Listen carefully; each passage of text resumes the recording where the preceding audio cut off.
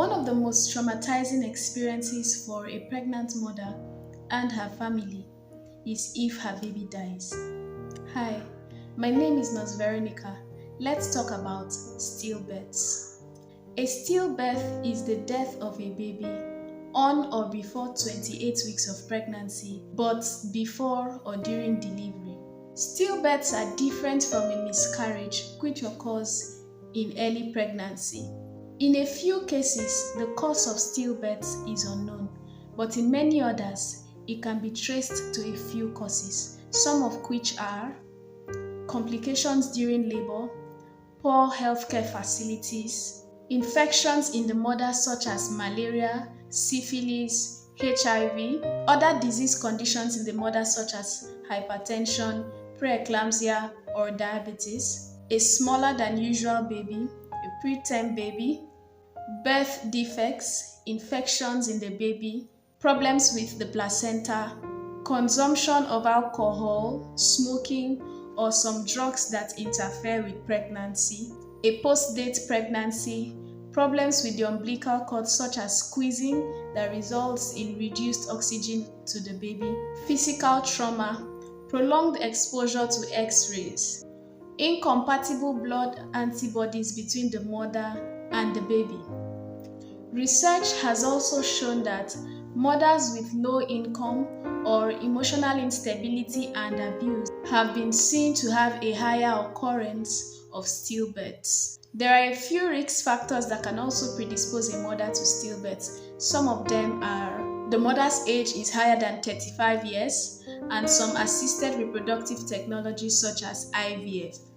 Symptoms can be suspected when there is no movement in the baby after a while and it's confirmed on ultrasound scan. There is what we call the fresh stillbirth and the macerated stillbirth. A fresh stillbirth is when a baby dies within 24 hours or during delivery.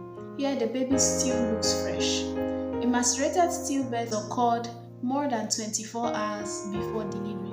Usually the baby has started showing skin changes such as darkening, discoloration, breakdown, and peeling.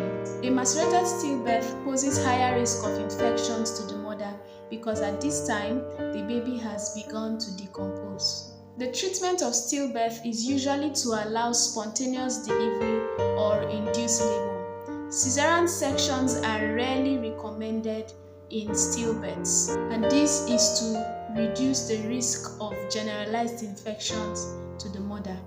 The complications of stillbirth include depression and feeling of guilt in the parents, societal victimization and stigmatization, and infections to the mother from a decomposing baby in cases of prolonged stillbirths.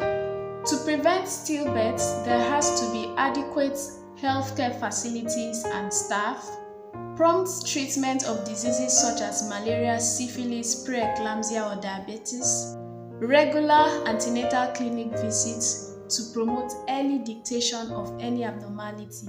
Promptly seek medical care immediately you notice any abnormality, even when it is not your antenatal clinic day. Maintain a healthy lifestyle, such as adequate feeding, nutrition, exercise, rest, taking your routine drugs, and wearing comfortable clothes. Always access professional healthcare facilities and staff for antenatal and delivery. Remember to always report to the hospital immediately you notice any change from normal, even when it is not your antenatal clinic day. Do have a nice time. Bye-bye.